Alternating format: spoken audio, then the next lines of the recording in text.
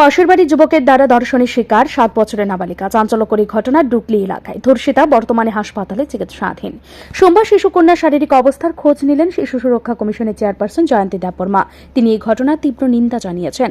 এর পাশাপাশি শিশুকন্যার দ্রুত আরোগ্য কামনা করলেন। তিনি বলেন, ঘটনার বিস্তারিত জানিয়ে মহিলা থানায় মামলা দায়ের করা হয়েছে। পুলিশ অভিযুক্তের বিরুদ্ধে কঠোর পদক্ষেপ গ্রহণ করবেন। বাচ্চা নাবালিকা ধর্ষিত হয়েছে এবং এটাকে দেখার জন্য আমরা এখানে এসেছি জিবি হসপিটালে এবং বাচ্চার গার্জেনের সাথে কথা হয়েছে এবং যা শুনলাম গত কিছুদিন আগে এই ঘটনাটা ঘটেছে এবং বাচ্চাটা ভয়ে কিছু বলেনি, মাত্র গতকালকে বলেছে বাচ্চার মাকে। তো এখন ওইটার বিষয়ে তদন্ত চলছে এবং পুলিশে এফআইআর হয়েছে। আমরাও এখন পুলিশের সাথে কথা বলেছি যে যেভাবে হোক অপরাধীকে ধরার জন্য। বর্তমানে বাচ্চাটার শারীরিক অবস্থা কীরকম? বর্তমানে বাচ্চাটার শারীরিক সেইরকম এতটা নেই, একটু স্টেবল আছে, তবে ট্রিটমেন্ট হবে কিছুক্ষণের মধ্যেই। ডাক্তারের সাথে আমাদের কথা হয়েছে।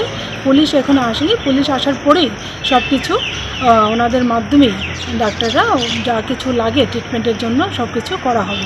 নাবালিকা মেয়ে তো আপনাদের কাছে কি জবানবন্দি দিয়েছে? হ্যাঁ, আমাদের কাছে জবানবন্দি দিয়েছে। বাচ্চাটাকে বাইক দিয়ে পিষে মারার এরকম ভয় দেখিয়েছে বাচ্চাটাকে, তার জন্য বাচ্চাটা এতদিন বলেনি। এটা গত 9 তারিখের ঘটনা। বাচ্চার মা বাড়িতে ছিল না, পাশের বাড়ি যে লোকটা করেছে পাশের বাড়ি, তো বাচ্চাটার সাথে খুব ভালো সম্পর্ক ছিল, কিন্তু ও অসহায়তার সুযোগ নিয়ে বাচ্চাটাকে এইরকম কাজ করেছে। এই বিষয়ে শিশুকন্যার মা বলেন, তাদের বাড়ির পাশের এক বাড়িতে মেয়ে খেলাধুলো করতে যায়, সেই মতো সেদিনও গিয়েছিল। বাড়িতে একা শিশুকন্যাকে পেয়ে প্রতিবেশী যুবক শিশুকে ধর্ষণ করে বলে অভিযোগ। এখানেই শেষ নয়, যদি এই বিষয়ে কাউকে কিছু সে বলে তাহলে শিশুটিকে বাইকে চাপা দিয়ে মেরে ফেলা হবে বলেও অভিযুক্ত হুমকি দিয়েছিল। তিনি অভিযুক্তের কঠোর শাস্তির দাবি জানিয়েছেন। আর কোন শিশু যাতে এইভাবে ধর্ষণের শিকার হতে না হয়, এর জন্য অভিযুক্তদের দৃষ্টান্তমূলক শাস্তির দাবি জানিয়েছেন শিশুটির মা। শাশুড়ি বাড়ি দিদির বাড়িতে সবসময় আমি দিয়া যাই কি তো দেখা কাজে টাজা গেলেও তারা বাড়িতে দিয়া যায়। সেদিন 9 তারিখ আমি ব্যাংক যাওয়ান লাগবে আমার বাবার কাছে, গ্রামীণ ব্যাংকে। তো এদিন আমি বলি কি দিদি তোমরা বাড়ির চালিয়ে রাখো, আজকাল কমেছি রোদ্রের ভিতরে, আজকে রোদ্র হতে গেলে তাই তো লাস্টে আইটা যাই গাড়ি খাওয়া যায় না বাজার ঘাট। তো দিদি কত তুই যাও দিদি আছে না, মেয়েটি হাত মুখ ধোয়াইয়া বাপ মাইকে খাওয়াইয়া তো জামা রাখাও দিয়ে ঘুম পাতাইছি। তো তাই তো ঘুমাই গেছে গা। তো আমি তো আর কোথায় না, আমি তো ব্যাংকে আসলাম। তাহলে ব্যাংকে থেকে আইয়া দিই দিদি গিয়ে ডুবে উঠছে, আমার বাচ্চা তো ঘুমাই আসলো। মানে যা করতাম না আমার মায়ের ওজন পিঠাইছি, তো আমার মায়া কইছে আমি ঘুমাই দিচ্ছি। এখন দিন কাঠটা লোক আছে, এখন আমার জন্য কিটা একটা ঢুকাইলো, আমি করতাম না। এখন আমি যখন ব্যথা হয়েছি তুলে দিচ্ছি, আমার মুখ দাঁতাটা ধরছে।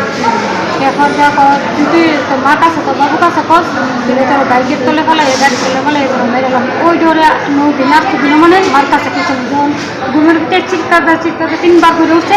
বদ্দা মেঘালে নাম কইয়া টুকুন বদ্দা মেঘালে মানে টুকুন বদ্দা মেঘালে টুকুন বদ্দা মেঘালে 3বার রং কইছে।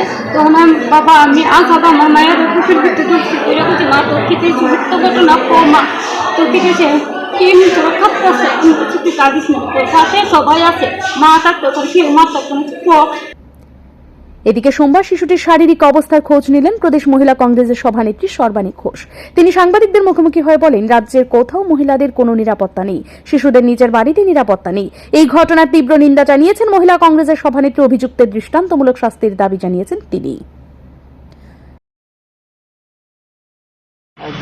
7 বছরের কন্যাকে ধর্ষণ করা হয়েছে এবং এই খবরটা শুনে আমরা থাকতে পারিনি, কারণ এই শিশুদেরকে যারা এইভাবে ধর্ষণ করে তারা এই সমাজের জীবী না আমি মনে করি।